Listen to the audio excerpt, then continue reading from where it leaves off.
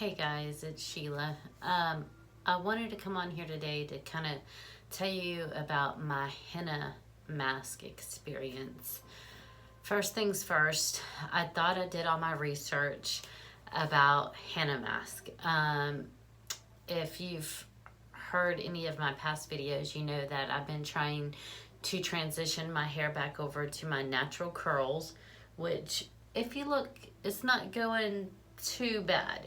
But so I saw, I've been watching a lot of videos with Curly Proverbs lady, and I love her. She's very inspirational, and I love the fact that she uses all natural herbs and ingredients to do her hair treatments, and that's what I'm going for. However, this is not against her or any of her products. So I just want to tell you about my personal experience with henna. Okay, first of all, I went and I bought some henna. As you can see, the henna, guys, I bought that off of Amazon. And then because I was really concerned about moisture, I went and I bought aloe vera to add to it.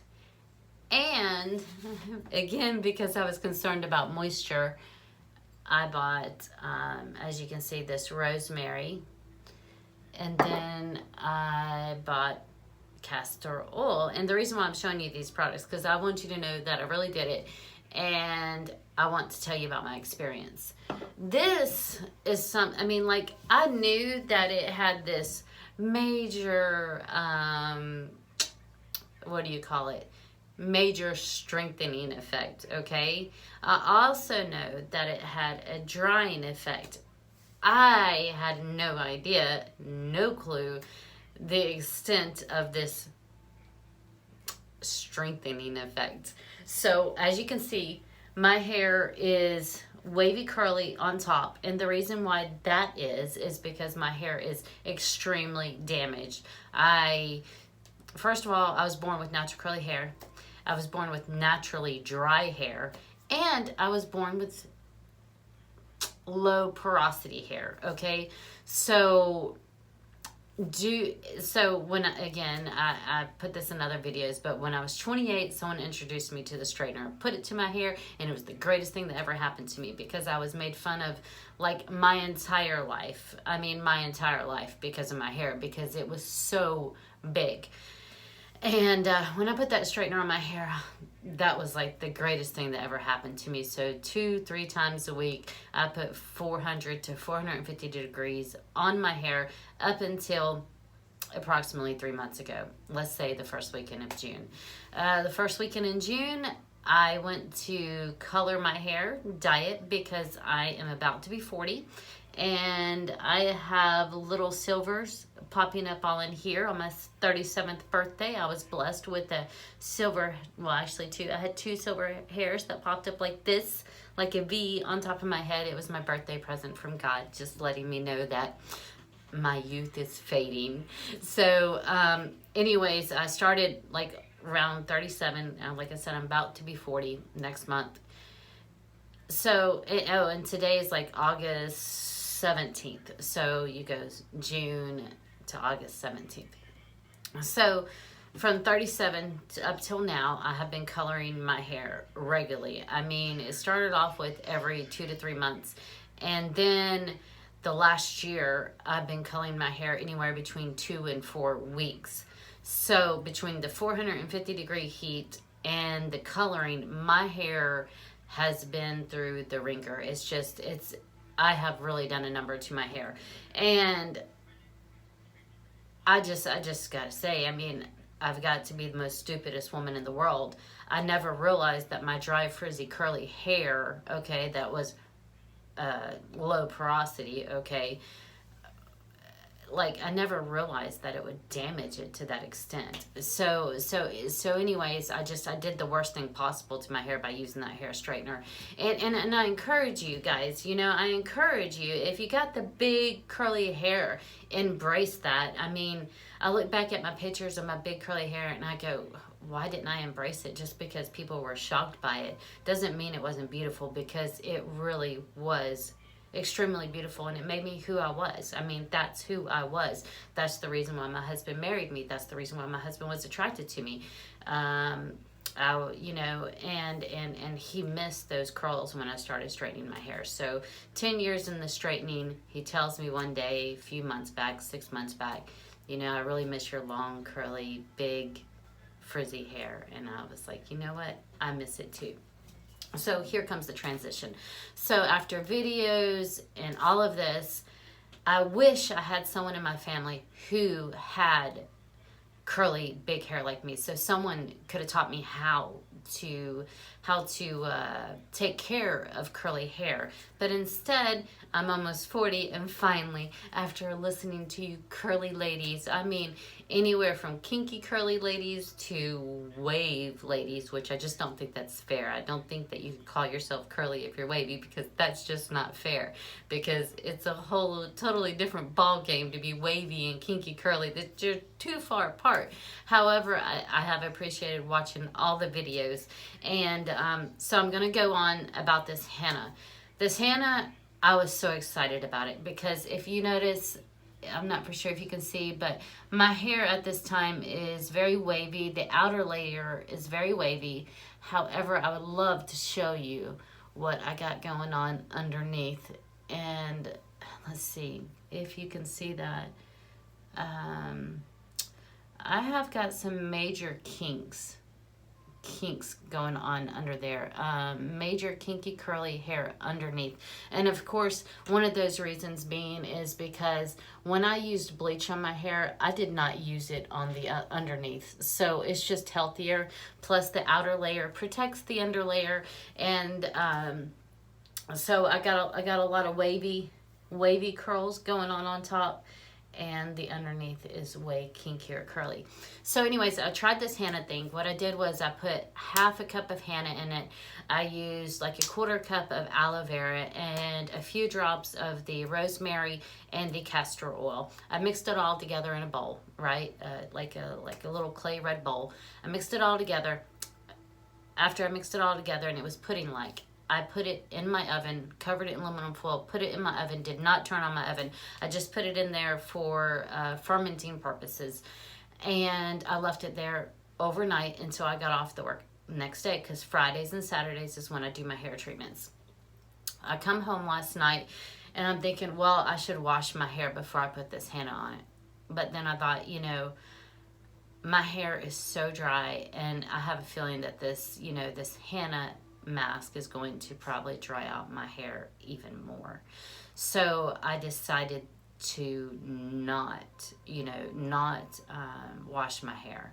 And the only thing I really had in my hair anyways was hair serum, for frizz, which by the way is all natural. I have been completely off of parabens and glycerin, I believe it is.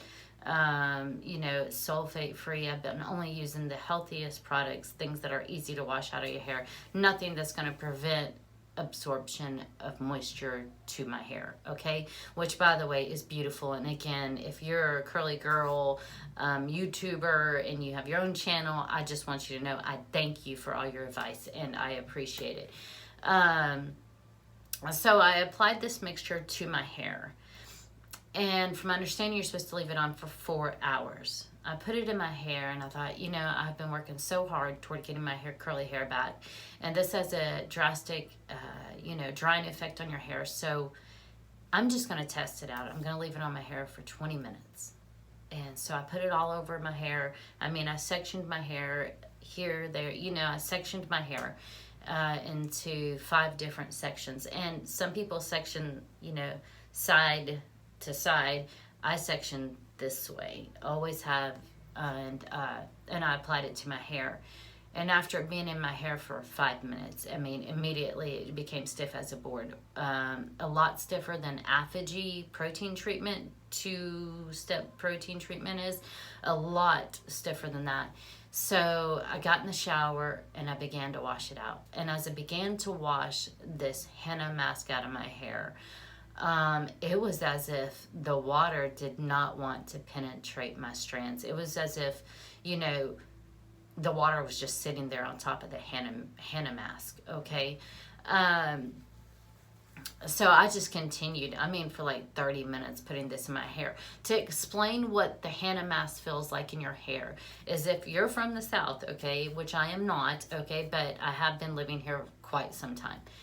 And I have done what we call mudding, okay, which means you're on a four-wheeler, you're out there, you're getting mud everywhere, and that mud clings to your hair, okay? If you have ever experienced that, and then you come home and you try to take a shower and that mud comes out, okay, that's what you got going on in your hair with the henna mask, okay? Problem is, the henna mask doesn't want to come out. Mud comes out easier than the henna mask. So of course, you know, I'm in the shower 30 minutes to an hour trying to get this out of my hair. And in my hair, I mean, it honestly, it just feels like, I don't know, it just feels like a muddy mess in my hair, as if, I don't know, it just definitely didn't feel moisturized. So I got out of the shower, I put oil in my hair, olive oil, I put olive oil in my hair, and I slept with that overnight. I didn't drench it in olive oil, but I did put olive oil in my hair. I got up in the morning, and it was kind of like hay-like, and so I decided to do a, I don't know, what do you call it, a deep moisturizing treatment on my hair, which was the Moroccan mask for your hair.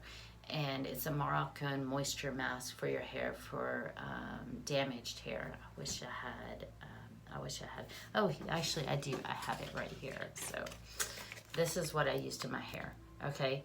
Now this is the most amazing stuff I have ever used in my life, and I encourage you, if you are going to do this henna mask after my video, I encourage you, this is what you use, and you let it sit in your hair for 2 hours afterwards, okay? Now after I let this sit in my hair, which as you can see I used half the package, after that set in my hair for 2 hours, wrapped it in plastic, and then wrapped a towel over it, like, you know, not like an actual towel, but like a t-shirt towel over the plastic on my hair. I let it sit for 2 hours, got in the shower, and finally my hair was mobile, like it would move, okay, without breaking. And as I washed that treatment out of my hair, and between the henna mask and the Moroccan mask that I just showed you, my hair began to fall out, okay.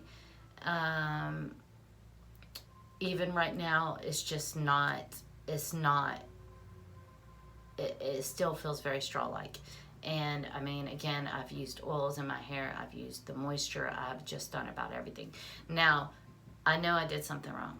Not quite sure what it was, but I'm so grateful I didn't leave that in my hair more than 20 minutes, okay? One thing I can tell you about the henna mask is this. If you have natural hair, if you have virgin hair, it is going to it's going to kink your curls up. I mean, it's going to kink them up. However, most people will tell you opposite. Most people will say it has a elongating effect on your hair. For me, my hair that's almost virgin-like underneath, it is moisturized, okay? It is kinky curly. However, my hair where I have used bleach, which you can see this in my hair right now, where I have used bleach, this hair is very straw-like, and I'm praying to God that it doesn't break any more than it already has.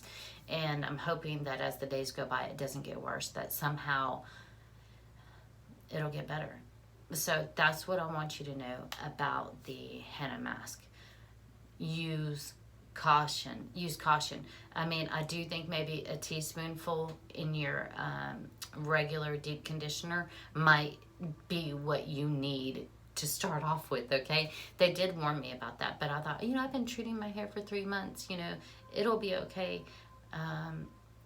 It's really not okay?